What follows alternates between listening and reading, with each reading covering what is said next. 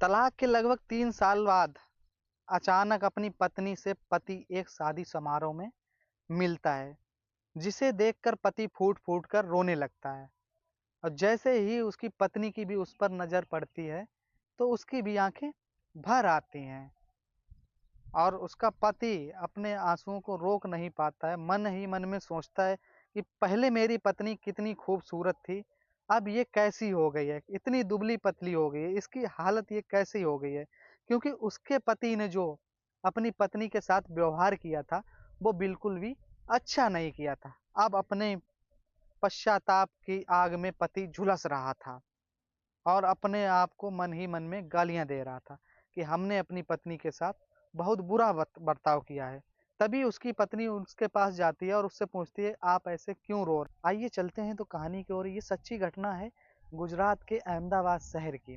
अहमदाबाद शहर में एक कपड़ा फैक्ट्री के मालिक, जिनका नाम अनुराग होता है, बहुत अच्छा इनका काम और कारोबार चल रहा होता। अपना बिज़नेस काफ़ी ज़ोरों-शोरों से चला रहे थे। वो अपनी पत्नी से बहुत प्रेम करते थे। उनका बहुत मान-सम्मान करते थे। पत्नी से ज़्यादा उनकी ज़िंदगी में कोई चीज़ प्यारी नहीं थी। इतना ज़्यादा प्रेम वो अपनी पत्नी से करते थे। अभी सिर्फ़ 1 साल ही हुआ था और दोनों में इतना प्रेम भावना थी कि जिसकी कोई सीमा नहीं थी, कोई हद नहीं थी, इतना प्यार था दोनों में। दोस्तों, पत्नी का नाम होता है अंजलि, जो बहुत ही सुंदर और सुशील और एक धर्मपत्नी होने का अपना बखूबी फ़र्ज़ निभा रही थी और निरंतर अपने पति की सेवा में लगी रहती थी। खुशहाली जीवन दोनों का व्यतीत हो रहा था। दोनों ये शादीशुदा जीवन में बहुत खुश थे। तभी इनके जीवन में एक तीसरे व्यक्ति की एंट्री होती है, जो कि एक लड़की थी। वो अनुराग की फैक्ट्री में आती है और बोलती है कि सर, क्या मुझे कोई जॉब मिल सकती है? मुझे कोई काम की बहुत ज़रूरत है, मुझे काम चाहिए। दोस्तों, उस लड़की का नाम था पूनम, जो वहाँ जॉब करने की तलाश में आई हुई थी। तो अनुराग उससे कहता है कि वर्कर की ज़रूरत नहीं है, मगर एक नज़र में उस लड़की को देखता है, तो उसकी मासूमियत और खूबसूरती पर अनुराग भी फ़िदा हो जाता है, मतलब कि कायल हो जाता है। पूनम उसकी पत्नी से भी ज़्यादा खूबसूरत थी। तो सोचता है कि जब ये इतना रिक्वेस्ट कर ही रही है, तो चलो ठीक है, इतने वर्कर काम कर रहे हैं, तो एक और बढ़ा लेते हैं, कोई बात नहीं, इसको रख लेते हैं। काम पर अनुराग पूनम से बोलता है कि ठीक-ठाक अपनी आईडी वगैरह मैनेजर को जमा कर देना और तुम कल से ही काम पर आ सकते हो। तो पूनम अगले ही दिन फैक्ट्री में काम करने के लिए आने लगती है। दोस्तों, जो पूनम का चाल-चलन था, वो कुछ ठीक-ठाक नहीं था। वो खूबसूरत तो थी, अनुराग धीरे-धीरे उस पर लट्टू होने लगता है। उसकी आँखें बहुत ही नशीली थीं, उसकी खूबसूरती पर अनुराग दीवाना हो जाता है। अब इस बात का अंदाज़ा पूनम को पता चलता है, मेरी अदाओं पर फ़िदा हो चुके हो। पूनम अब पूरी तरह से समझ चुकी है कि अनुराग मुझ पर फ़िदा हो चुका है। इसके बाद अनुराग और भी ज़्यादा पूनम के पीछे दीवाना हो जाता है। इसकी नज़दीकियाँ हद से ज़्यादा बढ़ जाती हैं। पूनम और अनुराग एक दूसरे के साथ रंगरलियाँ मनाने लगते हैं। इधर ये स्टोरी ऐसे ही चलती रहती है, लेकिन अनुराग की पत्नी अंजलि को इस बात की ज़रा भी भनक नहीं थी कि हमारे पति अनुराग किसी फैक्ट्री में लड़की के साथ ये सब चल रही है। लेकिन जब दिवाली का समय आता है, तो दिवाली के मौके पर अनुराग अपनी पत्नी के साथ फैक्ट्री में वर्करों को उपहार देने के लिए और पूजा पाठ करने के लिए अनुराग जी के साथ ही जाया करती थी। हर त्योहार पर पूनम को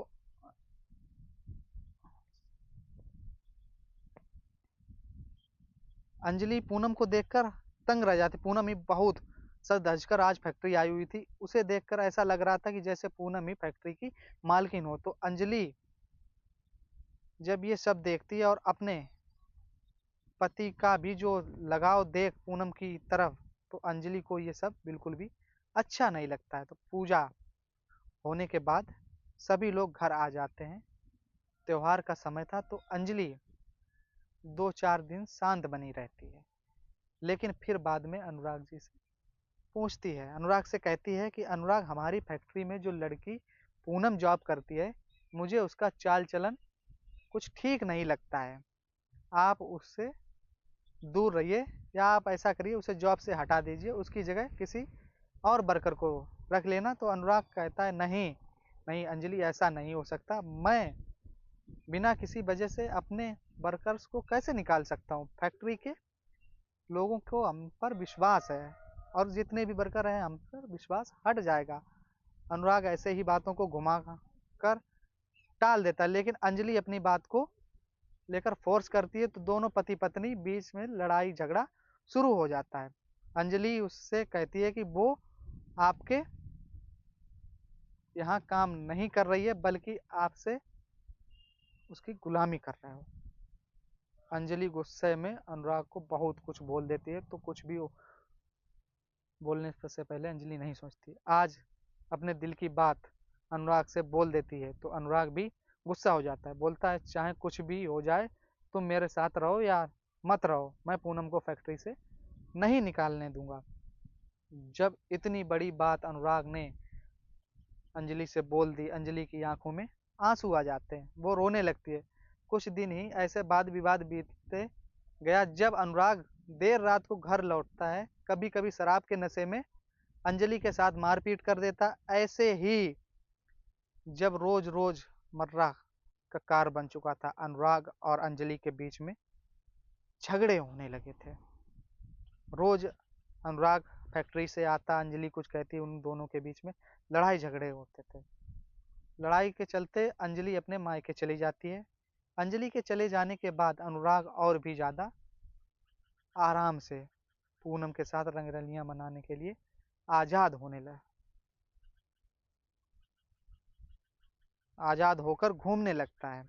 अंजलि को वापस लेने के लिए करीब 2 साल ऐसे ही बीत गया। इसके बाद भी अनुराग अंजलि को वापस लेने नहीं आया और अनुराग अंजलि को तलाक दे देता है कि देखो मैं पूनम को तो छोड़ नहीं सकता हूँ और तुम ऐसे ही घर आओगी नहीं तो मैं, अब तुम तलाक कर लो। तलाक होने के बाद कुछ समय ही व्यतीत होता है तो पूनम अपनी शादी का कार्ड लेकर अनुराग के ऑफिस में आती है। तो अनुराग बोलता है कि ये सब क्या है। पूनम कहती है कि सर ये मेरी शादी का कार्ड है, मैं शादी करने जा रही हूँ, सोचा है पहला कार्ड आपको ही दे दूं। अनुराग जब इतना सुनता है तो उसके पैरों के तले की जमीन खिसक जाती है। अनुराग कहता है कि अरे यार, तुम ये सब क्या बोल रही हो और क्या करना चाहती हो, तुम शादी क्यों कर रही हो। मैंने तुम्हारी खातिर अपनी पत्नी को छोड़ दिया और अब तुम मुझे धोखा देकर शादी करना चाहती हो। मैंने अपनी पत्नी को तुम्हारे खातिर तलाक दे दिया, उसे छोड़ दिया और तुम किसी और से शादी कर रही हो। अब कुछ टाइम के लिए पूनम शांत थी, फिर पूनम बोलती कि देखिए सर जी, मैंने आपसे नौकरी मांगी थी, मैं अपनी खूबसूरती से किसी को भी फिदा कर सकती हूँ, मैं यही काम करती हूँ। पूनम अनुराग से कहती है जब कोई व्यक्ति अपनी इतनी सुंदर पत्नी को छोड़ सकता है जो आपकी पत्नी थी, तो मुझे क्या, आप मुझे भी छोड़ सकते हैं। अगर आपने मुझे छोड़ दिया तो मेरा क्या होगा। इतनी सब बातें सुनता है तो अनुराग बड़ा ही शर्मिंदा हो जाता है। पूनम कहती है क्या ही भरोसा आपका करूं, कल दिन आपको मुझसे भी सुंदर लड़की मिल गई तो आप मुझे भी छोड़ देंगे। इस तरह की काफी देर तक अनुराग और पूनम के बीच में बातचीत चलती रही। अब पूनम पूरी तरह से अनुराग को मना कर देती है। अनुराग से कहती है आपकी तो सिर्फ एक ही फैक्ट्री है, उनकी चार चार फैक्ट्रियां चल रही जिनसे मैं शादी करना चाहती हूँ। वो एक बहुत बड़े कपड़ा व्यापारी हैं, उन्हीं से शादी करूंगी, आपके साथ कैसे कर सकती हूँ। पूनम ने जब इतनी तीखी बात कही कि तुम अपनी पत्नी के ना हो सके तो मेरे क्या होगा, उस दिन से अनुराग को बहुत जोर का झटका लगा। अब अनुराग गुमसुम सा रहने लगा था और अपने किए हुए पर बहुत अफसोस कर रहा था। मुझे कितनी बड़ी गलती हो गई मुझसे, जो मैंने अपनी इतनी सुंदर पत्नी के साथ ऐसा व्यवहार किया। पूनम की खातिर कितना कुछ गलत किया। मैंने इसके ऊपर अपना जाने कितना पैसा लुटा दिया और आज ये मुझे छोड़कर किसी और से शादी करने जा रही है। इन सब बातें को लेकर अनुराग बड़ा परेशान था। लेकिन कहीं न कहीं पूनम ने जो बात कही थी काफ़ी हद तक सही भी थी दोस्तों। मैं आपको बता देना चाहता हूँ कि कुछ लोग आजकल क्या करते हैं कि चाहे उनकी पत्नी कितनी भी सुंदर हो, लेकिन वो अपनी पत्नी की कदर नहीं करते हैं। लेकिन वो अपनी पत्नी की कदर नहीं करते हैं और ना ही दूसरे का घर बर्बाद करने की कसर छोड़ते हैं। घर लड़की पर नज़र डालते हैं कि यहाँ देखो कितनी सुंदर है, इसको देखो कितनी सुंदर है। तो इस तरह के इंसान जो होते हैं उनके घर टूटने में देर नहीं लगती, बहुत ही जल्दी इनका अच्छा खासा परिवार टूट जाता है, रिश्ता खत्म हो जाता है। तो प्लीज़ ऐसा ना करें। जैसे भी आपकी पति पत्नी है उनको उसी रूप में स्वीकारें। अपने दिल दिमाग को काबू में रखिए। उन्होंने भी आपके साथ 7 फेरे लिए हैं। अग्नि को साक्षी मानकर अपने माँ-बाप को घर छोड़कर आपके साथ जीने मरने की कस्में खाई हैं। वही आपके हर सुख-दुख में साथ देगी। 4 दिन की खूबसूरती के चक्कर में अपने जीवन को खराब ना करें। लड़की के चक्कर में पड़कर अपने जीवन को बर्बाद ना करें। शादीशुदा जीवन जब खराब होता है तो ना ही आप समाज की नज़र में अच्छे होते हैं, ना ही लड़की की ज़िंदगी में। सब कुछ आपका बर्बाद हो चुका होता है जब तक आप संभलते-संभलते हैं। समय ऐसे ही बीत रहा था। एक दिन कुछ रिश्तेदारी में शादी समारोह का निमंत्रण आता है। अनुराग अपने माता-पिता के साथ शादी का अटेंड करने के लिए जाते हैं। वहाँ उसकी तलाकशुदा पत्नी अंजलि भी आई हुई थी। उसकी फैमिली को भी इनविटेशन आया हुआ था।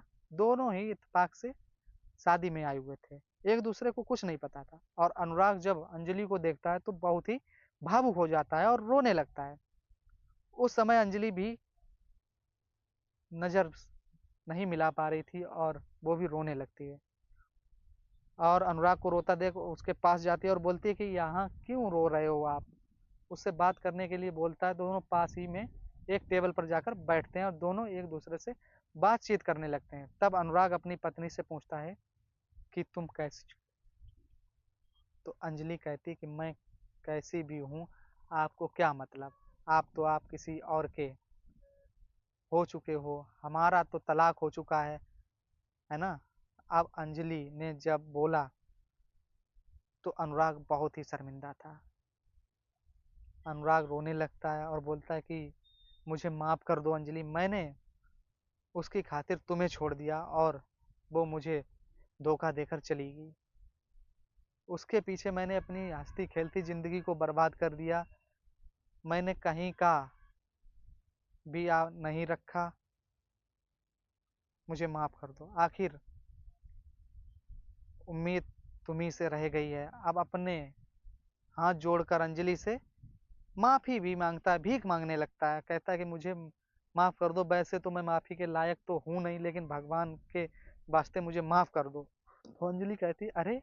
अरे रुकिए, बस भी करिए, कोई बात नहीं, रोना बंद करो, जो हो गया सो हो गया, ऐसे आप मेरे सामने रोइए नहीं।" फिर अनुराग कहता है कि आप मुझे अपना फ़ोन नंबर दे दो, मैं तुमसे बात करना चाहता हूँ। तो अंजलि कहती है कि नहीं, मैं अपना नंबर नहीं दूँगी, आप मुझे अपना नंबर दे दीजिए। जब मुझे आपसे बात करनी होगी, तो मैं आपको कॉल कर लिया करूँगी।